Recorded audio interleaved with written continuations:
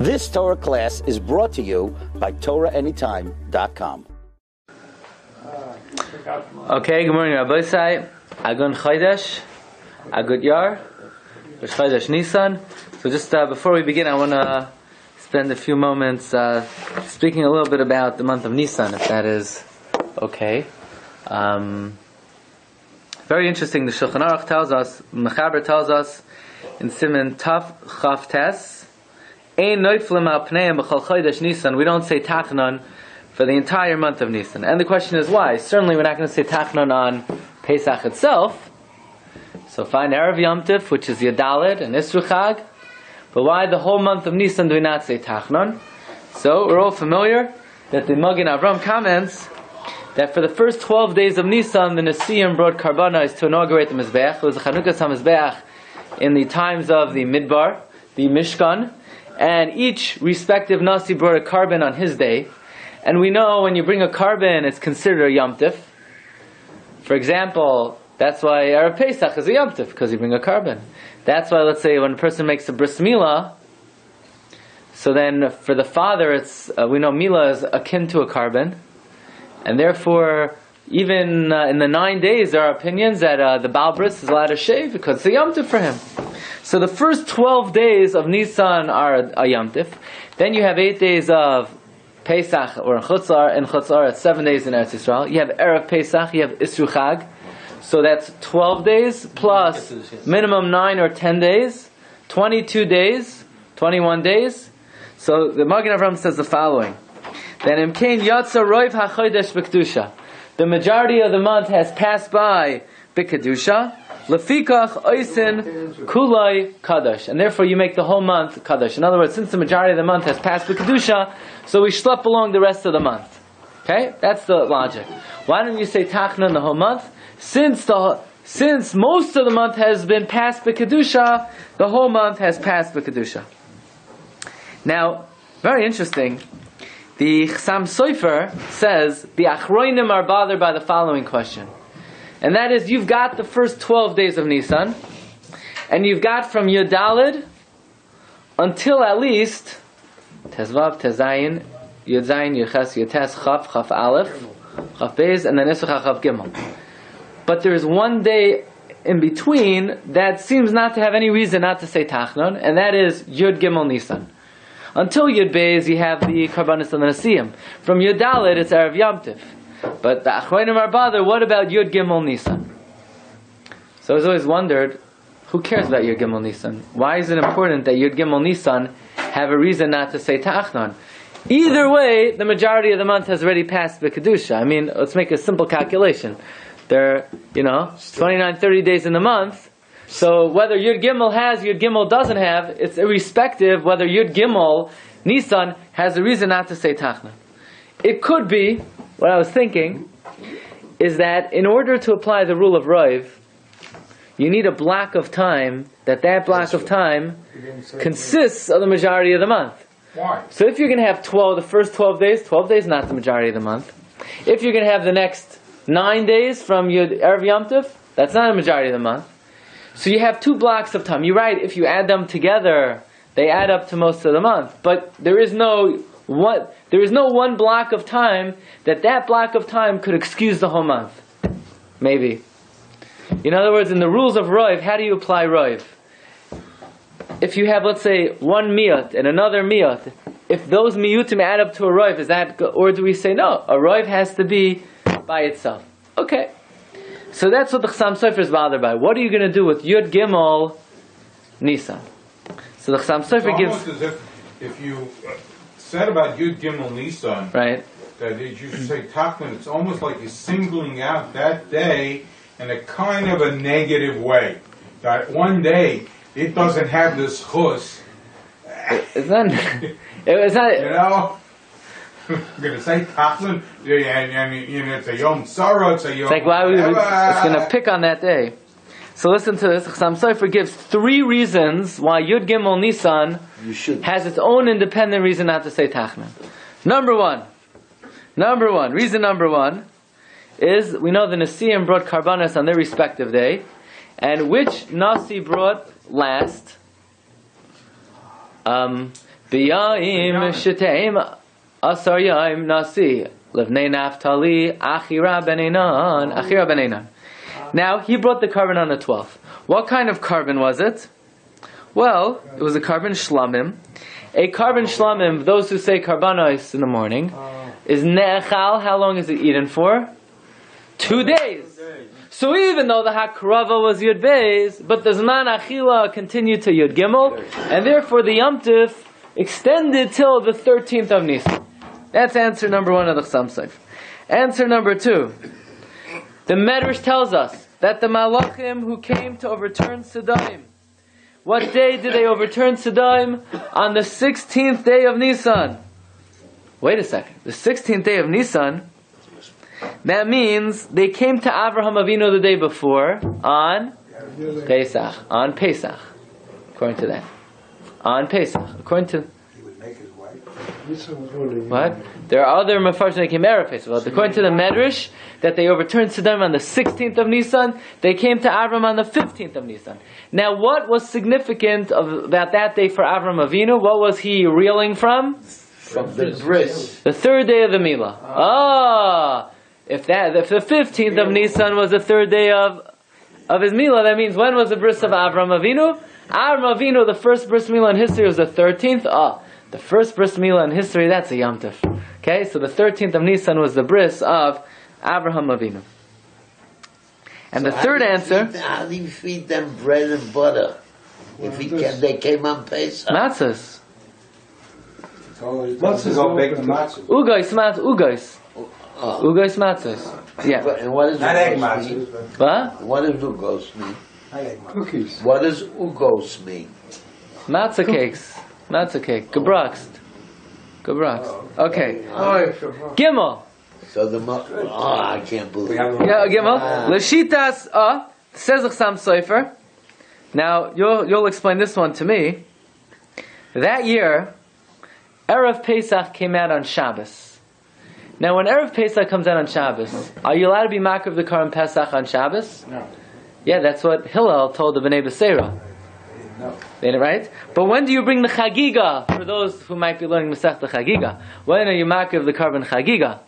The Erev Pesach Chagiga, you're makriv it on Yud Gimel. So that year, Erev Pesach came out on Shabbos. So that year, Yud Gimel was also a Yom Tov. Now, what does it mean that year?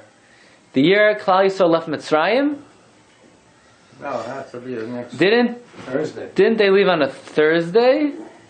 Yes. Thursday. So if Erev Pesach Erev Pesach was Wednesday. was Shabbos, that means they left on a Sunday? But that's what the Chsam Sofer brings down. Okay. So now we've taken care of Yud Gimel. Okay? So the first 12 days of Nisan, you have the Karbanos of the Nesiim. Erev Yom Tif is Yud Daled. Right? By the way, what Yom Tif is Erev Pesach called? It's called Pesach. That's That's what it says. It's Chag HaPesach. Barishon, Ba'avar, Asar Yom, LaChodesh, Bein Harabayim, Pesach Lashem.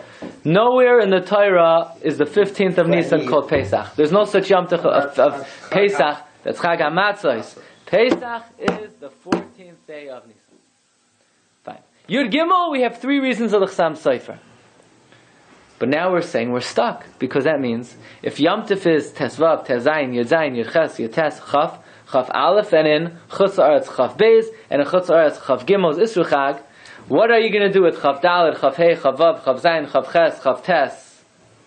So he said, what are you going to do? The Magen Avram says, most of the month has passed. Chsam Sofer doesn't want to settle for that. He wants to get every day of Nisan as a Yom Tov. So therefore he says the following. This is also quoted by the Kaf HaChaim. And he says like this.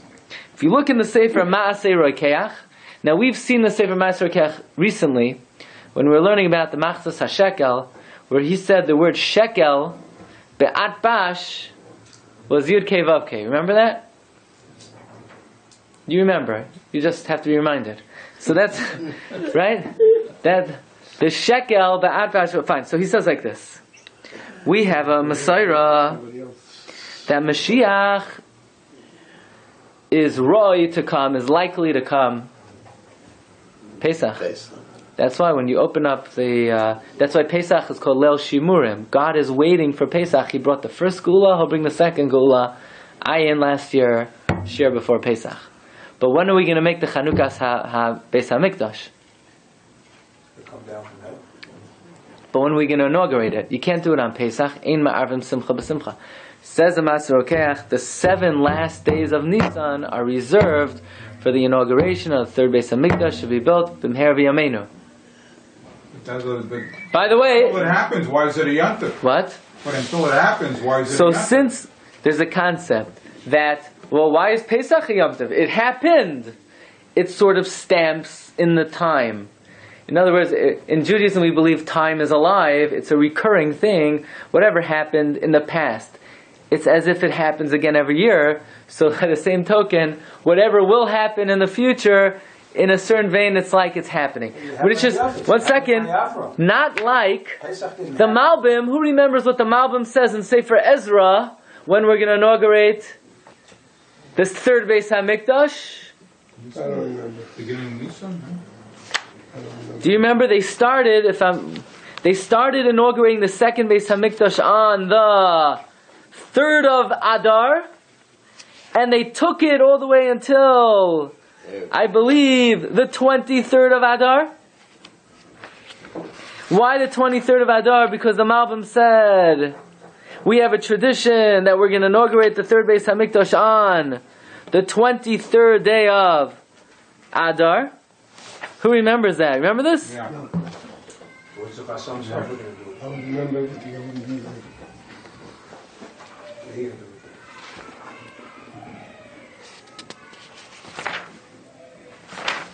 You know something? One second. Question why did they serve bread? Aaron didn't serve any bread because the dough became tumah. The dough became tumah. She became Orach HaNashim. So they didn't serve any bread. There was no... The Isser became... They put the butter. He got family b'chalab, but he didn't bring bread because... Okay, so it says in Sefer Ezra that they inaugurated the second Beis HaMikdash on the 3rd of Adar. They started the process. Right? This is Perek Vav, Pasuk Tezvav, V'sheitze Baisa Dana. They completed the house at Yom Tlasa Lirach Adar. And says the Malbim,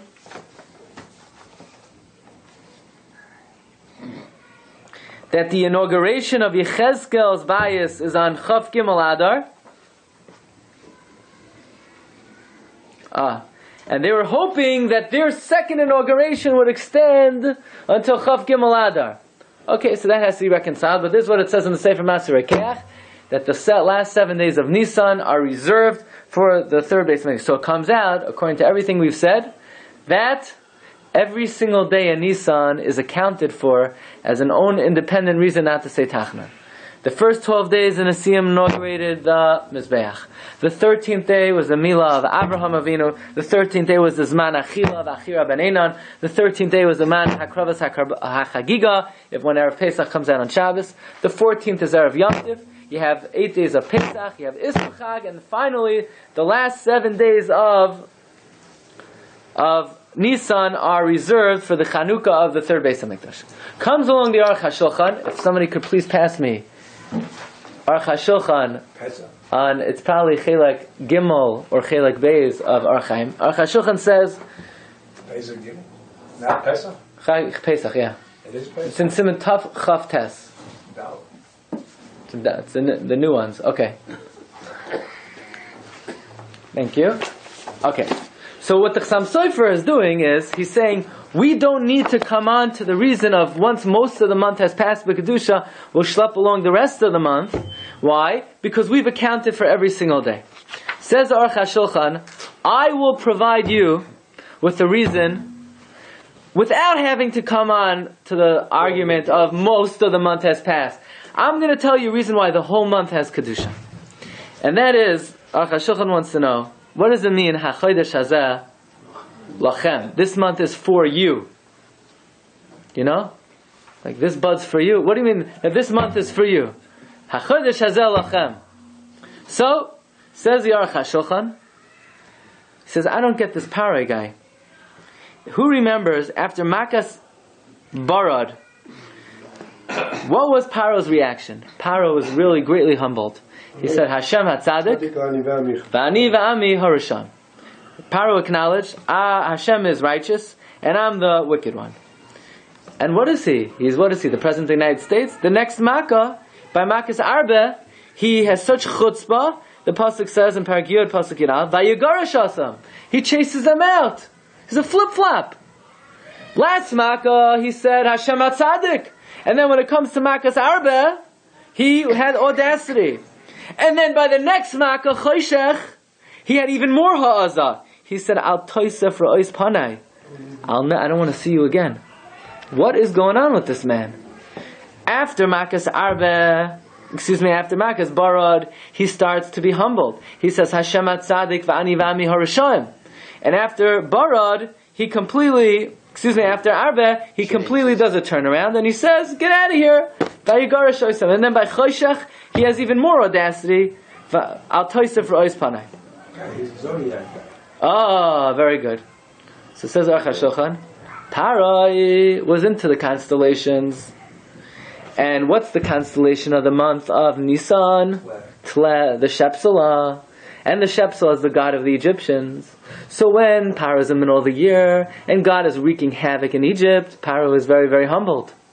But as the month of Nissan is approaching, Paro begins to feel empowered by the approaching of the month that's governed by his God. That's why, the brothers, when they said we're shepherds, Paro said, no, ki toyavas mitzrayim kol royei tzayin. You can't be a shepherd around us. We believe in the sheep. Right? In India, they believe in the cow. In India, when someone hits a home run, what do they say? Holy cow. And what do you think they say in Mitzrayim? Holy sheep. That's right, holy sheep, right? So they say, right, holy tlat.